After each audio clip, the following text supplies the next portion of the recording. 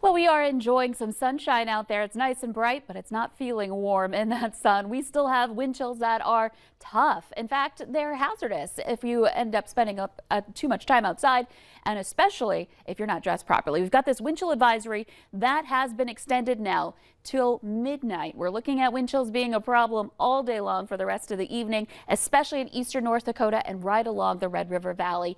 Over to the east, we were under that advisory, but that's an area where our wind chills haven't been as bad. We're still seeing them down into the teens below, but you can see it's a lot worse the farther west you go. We're looking at those areas right under that advisory in the 20s and 30s below. So quite cold here this afternoon. It feels like 27 below in Fargo and 32 below in Grand Forks. So those are your wind chills. Our temperatures themselves are also below zero. This black line, that's your 0-degree line. Some of us are getting very close to zero, but just under it in Bemidji, down toward Alexandria as well. Fargo's at 5 below. It's 9 below zero in Grand Forks. And we still have some teens below zero up to the north in Langdon and back over toward Devil's Lake, where we are at 12 below. So a cold Friday in progress, and we stay that way. We've got that wind out of the northwest, and that just keeps that colder air moving in, and it's fighting that sunshine and keeping us from warming up. So we're looking at some numbers that are going to be into the teens for steady speeds, but we're also seeing some gusts into the 20s,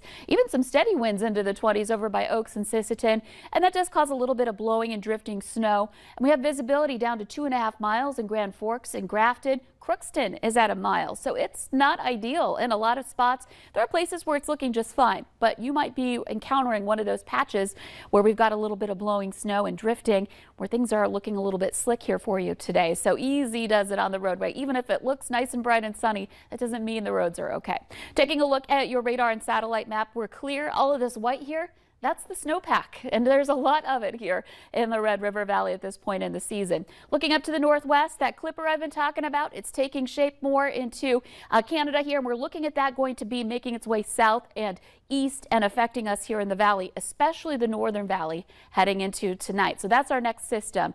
The system off to the east still hitting parts of the southeast with storms there in the Carolinas, back down into Georgia and the Gulf Coast, and that snow from Pennsylvania up through Maine still falling with some ice in parts of New York as well. So they are still getting hit by this storm system for the third day in a row in the eastern part of the country. Here's a look at our viewing area. We're looking at conditions that are drier, but it is quite cold. It has been for some time now, and we keep these temperatures below zero this afternoon with that northwest wind.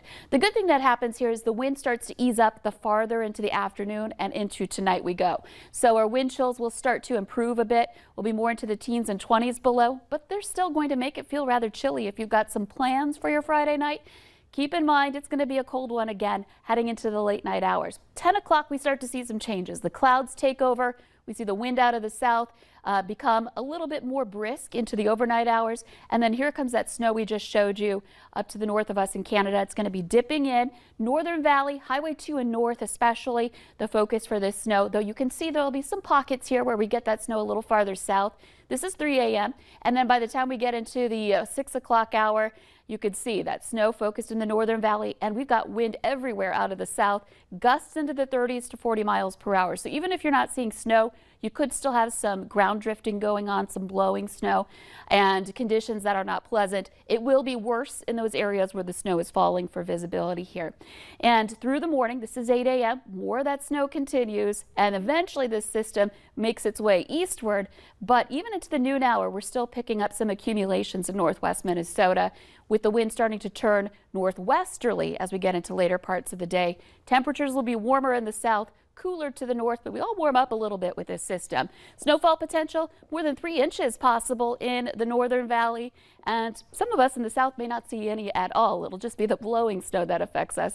We'll warm up again on Saturday, but it comes with that wind, cooling down Sunday, and then next week looking pretty good. Some 30s on the way, something to look forward to. I am very much looking forward to next week. Oh, I am too. We could all use a little bit of relief, a little bit of a break from this. That's what I think it is. Everybody we don't need to always have 30s in winter, but just a respite. I mean, it's been a rough winter. Yes, if it's not Arctic, it's blowing and we've got snow coming down. It's nice to get a break from both. And you may have noticed that Lisa and I are both wearing red today. Probably